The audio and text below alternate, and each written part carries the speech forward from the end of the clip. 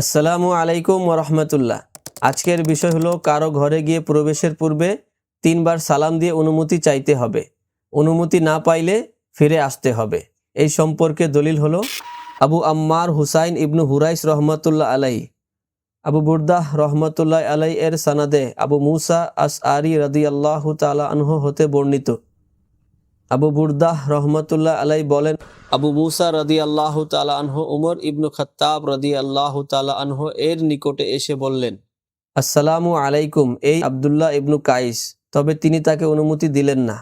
তখন পুনরায় বললেন, আসসালামু আলাইকুম এ যে আবু মুসা, আসসালামু আলাইকুম এ যে আশআরি। তারপর উত্তর না পেয়ে চলে গেলেন। সে সময় উমর রাদিয়াল্লাহু তাআলা আনহু বললেন, তাকে আমার নিকট ডেকে নিয়ে আসো, আমার নিকট ফিরিয়ে নিয়ে আসো। প্রত্যাবর্তন শেষে তিনি বললেন, কিসে তোমাকে ফিরিয়ে দিল হে আবু মুসা? আমরা কোনো কর্মে মশগুল ছিলাম। তিনি বললেন, রাসূলুল্লাহ সাল্লাল্লাহু আলাইহি ওয়াসাল্লামকে আমি বলতে শুনেছি, অনুমতি প্রার্থনা 3 বার। এতে তোমাকে অনুমতি দেওয়া হলে ভালো, নতুবা ফিরে যাবে। উমর রাদিয়াল্লাহু তাআলা আনহু বললেন, এই ব্যাপারে অবশ্যই তুমি আমার নিকট প্রমাণ নিয়ে আসবে, নতুবা আমি এমন করব তেমন করব, অর্থাৎ সাজা দিব।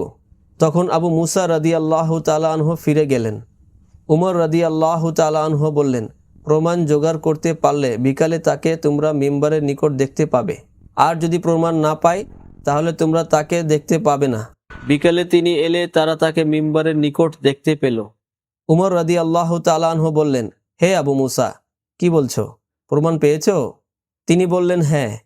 উবাই ইবনু কাব, তিনি বললেন, ইনি ন্যায়পরায়ণ। তারপর উবাই ইবনু কাব রাদিয়াল্লাহু তাআলা আনহুকে লক্ষ্য করে বললেন, হে আবু তুফাইল, ইনি কি বললেন? তিনি বললেন, রাসূলুল্লাহ সাল্লাল্লাহু আলাইহি ওয়াসাল্লামকে এমন বলতে আমি শুনেছি, হে ইবনু খাত্তাব, আপনি কখনো রাসূলুল্লাহ সাল্লাল্লাহু আলাইহি ওয়াসাল্লামের সাহাবীগণের জন্য শাস্তি স্বরূপ হয়ে পড়বেন না। তিনি বললেন, সুবহানাল্লাহ, আমি তা কখনো চাই না। আমি তো একটি বিষয় শোনার পর সে ব্যাপারে সুনিশ্চিত হতে আমার আগ্রহ প্রকাশ করেছি। এই হাদিসটি হলো সহিহ মুসলিমের হাদিস নাম্বার 37-এর 2154, 33-এর 2153, 34-এর 2153, 35-এর 2153, 36-এর 2153। সহিহ মুসলিম হাদিস একাডেমি 5519, 5521, 5522, 5524 ও 5526। সহিহ মুসলিম ইসলামিক ফাউন্ডেশন হাদিস নম্বর 5441, 5443, 5444, 5446 ও 5448। সহিহ মুসলিম দারুস সালাম উর্দু হাদিস নম্বর 5626, 5628, 5629, 5631 ও 5633। এই হাদিসটি অন্যান্য হাদিসের কিতাবেও রয়েছে, যেমন সহিহ বুখারী হাদিস নম্বর 6245, সহিহ বুখারী ইসলামিক ফাউন্ডেশন হাদিস নম্বর 5811, সুনান আবু দাউদ হাদিস নম্বর 5180, 5181, 5182 ও 5183। সুনান আবু দাউদ ইসলামিক ফাউন্ডেশন হাদিস নম্বর 5090, 91, 92 ও 93। মুসনাদে আহমদ হাদিস নম্বর 19611, আল মুজাম্মুল আওসাত হাদিস নম্বর 7597, মুসনাদে হুমায়দি হাদিস নম্বর 751, 791, মিসকাতুল মাসাবি হাদিস নম্বর 4667। এই ছিল হাদিসের দলিল। এটা দিয়ে স্পষ্ট হয়ে গেছে, যখন আমরা কারো ঘরে যাব 3 বার সালাম দিয়ে অনুমতি চাইব, অনুমতি না পাইলে ফিরে আসতে হবে। এবং এই সম্পর্কে কোরআনে কিছু কথা আছে, চলেন আমরা সেটা দেখে নেই। يا أيها الذين آمنوا لا تدخلوا بيوتا غير بيوتكم حتى تستأنسوا وتسلموا على أهلها ذلكم خير لكم لعلكم تذكرون।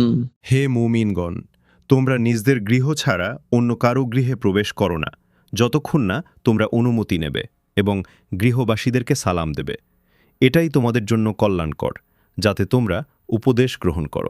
সূরা আন-নূর, সূরা নম্বর 24, আয়াত নম্বর 27, পারা নম্বর 18। فإن لم تجدوا فيها أحدا فلا تدخلوها حتى يؤذن لكم وإن قيل لكم ارجعوا فارجعوا هو أزكى لكم والله بما تعملون عليم. অতঃপর যদি তোমরা সেখানে কাউকে না পাও তাহলে তোমাদেরকে অনুমতি না দেয়া পর্যন্ত তোমরা সেখানে প্রবেশ করো না। আর যদি তোমাদেরকে বলা হয় ফিরে যাও, ফারজিও, তাহলে ফিরে যাবে। এটাই তোমাদের জন্য অধিক পবিত্র। তোমরা যা করো আল্লাহ সে বিষয়ে সম্যক অবগত। সূরা আন-নূর, সূরা নম্বর 24, আয়াত নম্বর 28, পারা নম্বর 18। وإذا بلغ الأطفال منكم الحلم فليستأذنوا كما استأذن الذين من قبلهم كذلك يبين الله لكم آياته والله عليم حكيم. আর তোমাদের সন্তান সন্ততি যখন প্রাপ্তবয়স্ক হয় তখন তারাও যেন অনুমতি চায় যেমনিভাবে তাদের অগ্রজরা অনুমতি চাইত। এভাবে আল্লাহ তোমাদের জন্য তার আয়াতসমূহ বর্ণনা করেন, আর আল্লাহ মহাজ্ঞানী, প্রজ্ঞাময়। সূরা আন-নূর, সূরা নম্বর 24, আয়াত নম্বর 59, পারা নম্বর 18। আলহামদুলিল্লাহ, এই ছিল আমাদের দলিল। ইনশাআল্লাহ নতুন কোনো বিষয় নিয়ে দেখা হবে। আসসালামু আলাইকুম ওয়া রাহমাতুল্লাহ।